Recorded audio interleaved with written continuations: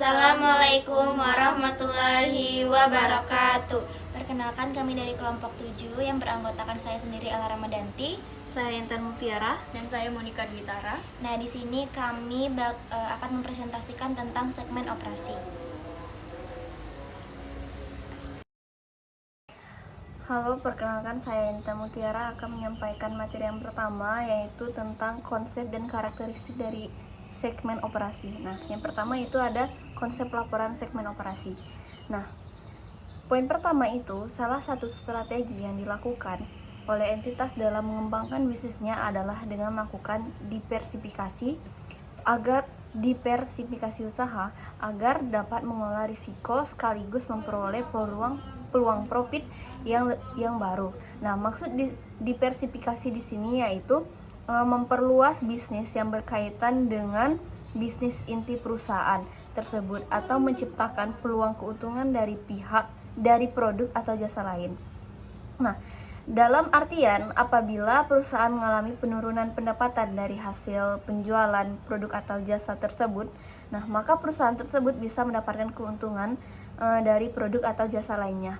Nah, pada PSAK 5, segmen operasi itu mengungkapkan informasi yang memungkinkan pengguna laporan keuangan untuk mengevaluasi sifat dan dampak keuangan dari aktivitas bisnis di mana entitas terlibat dan lingkungan ekonomi di mana entitas beroperasi. Nah, selanjutnya di PSAK 5 hanya wajib diterapkan oleh entitas yang memperdagangkan instrumen utang dan ekuitas di pasar publik. Nah, dengan menerapkan PSAK 5 ini, entitas publik wajib mengungkapkan informasi segmen operasi dalam catatan atas laporan keuangannya. Nah, selanjutnya itu ada definisi dari segmen operasi. Nah, menurut PSAK 5, segmen operasi adalah suatu komponen dari entitas yang pertama itu terlibat dalam aktivitas bisnis yang mana memperoleh pendapatan dan menimbulkan beban, termasuk pendapatan dan beban terkait dengan transaksi dengan komponen lain dari entitas yang sama. Yang kedua itu hasil operasinya itu dikaji ulang secara reguler oleh pengambil keputusan operasional untuk membuat keputusan tentang sumber daya yang dialokasikan pada segmen tersebut dan menilai kinerjanya. Nah, terdapat informasi keuangan yang dapat dipisahkan.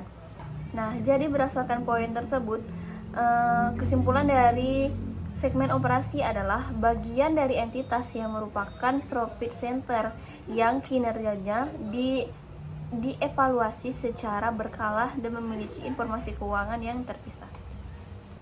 Baik, selanjutnya saya akan menyampaikan materi lanjutan dari Intan tadi. Yang kedua yaitu segmen dilaporkan. Nah, segmen dilaporkan adalah segmen yang dilaporkan secara terpisah, yaitu jika memenuhi kriteria sebagai suatu segmen operasi yang sesuai dengan 4 langkah penentuan segmen operasi dan melebihi ambang batas kuantitatif. Nah, ambang batas kuantitatif itu yang pertama ada ambang batas 10%. Nah, jadi menurut PSAK 5, entitas melaporkan informasi yang memiliki ambang batas kuantitatif berikut. Nah, yang pertama ada pendapatan yang dilaporkannya dari segmen, termasuk penjualan ke pelanggan eksternal dari penjualan atau transfer antar segmen adalah 10% atau lebih dari gabungan pendapatan internal dan eksternal dari semua operasi. Lalu yang kedua adalah laba rugi absolut lebih 10%, itu dari laba rugi absolut dari mana yang lebih besar, gabungan segmen yang laba atau segmen yang rugi. Lalu yang ketiga ada memiliki aset 10% atau lebih dari gabungan aset seluruh segmen operasi. Nah, selanjutnya ada ambang batas 75%. Jadi, jika total pendapatan eksternal yang dilaporkan oleh segmen operasi kurang dari 75% dari pendapatan entitas, maka diperlukan tambahan segmen operasi yang dilaporkan hingga sedikitnya 75% dari pendapatan eksternal entitas tercakup dalam segmen Selanjutnya ada pengukuran dan pengungkapan. Nah, pengukuran unsur yang dilaporkan adalah ukuran yang digunakan oleh pengambil keputusan untuk alokasi sumber daya dan menilai kinerja segmen. Nah, dialokasikan dengan dasar yang wajar. Entitas menjelaskan pengukuran segmen antara lain yang pertama ada dasar akuntansi, yang kedua sifat perbedaan pengukuran segmen dan laporan entitas, yang ketiga ada sifat perubahan dari periode lalu dan akan digunakan dalam segmen. Dan yang keempat ada sifat dan dampak dari alokasi yang tidak simetris. Nah, baiklah, saya akan melanjutkan penjelasan dari yang disampaikan oleh Ella tadi, yaitu tentang pengukuran dan pengungkapan. Nah, jadi di sini ada pengungkapan. Nah, jadi berdasarkan PSAK nomor 5, segmen operasi mengungkapkan yaitu tentang informasi yang memungkinkan pengguna laporan keuangan untuk mengevaluasi sifat dan dampak keuangan dari aktivitas bisnis, yang mana entitas terlibat dan lingkungan ekonomi di mana entitas beroperasi. Nah, yang kedua yaitu berdasarkan PSAK nomor 5, entitas mengungkapkan hal-hal sebagai berikut. Yang pertama ada faktor-faktor yang digunakan untuk mengidentifikasi segmen yang dapat dilaporkan milik entitas. Yang kedua yaitu mempertimbangkan yang dibuat oleh manajemen dalam menerapkan kriteria penggabungannya. Yang terakhir ada jenis produk dan jasa yang menghasilkan pendapatan dari setiap segmen yang dilaporkan. Nah, lalu ada yang kedua tentang informasi tentang laba atau rugi segmen yang dilaporkan. Nah, termasuk pendapatan dan beban tertentu yang termasuk dalam laba atau rugi segmen yang dilaporkan, aset segmen, liabilitas segmen, dan dasar pengukuran.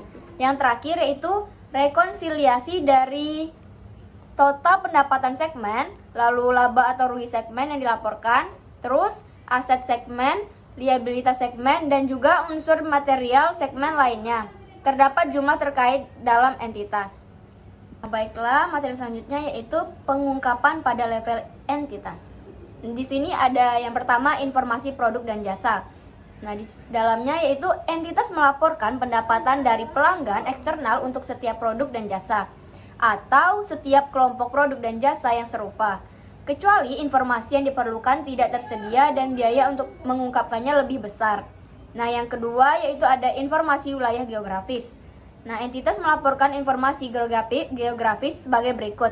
Yang pertama ada pendapatan dari pelanggan eksternal yang berisi yaitu A yang didistribusikan kepada negara domisili entitas, yang B yaitu yang didistribusikan kepada semua negara asing secara total di mana entitas memperoleh pendapatannya. Nah, lalu ada yang kedua yaitu tentang aset tidak lancar selain instrumen keuangan, atau aset pajak ditanggungkan, lalu atau aset atas imbalan. Nah, di dalamnya yaitu berisi tentang A yaitu yang mengalokasikan di negara Yang berlokasi. Nah, yaitu yang A yang berlokasi di negara domisili entitas, yang B berlokasi di semua negara asing secara total di mana entitas memiliki aset tersebut, yang C yaitu informasi pelanggan utama. Entitas memberikan informasi tentang sejauh mana entitas mengandalkan pelanggan utamanya. Nah, di sini jika pendapatan dari transaksi mencapai jumlah 10% atau lebih, maka entitas harus mengungkapkan fakta tersebut, atau total jumlah pendapatan dari setiap pelanggan, dan identitas segmen yang melaporkan pendapatan tersebut.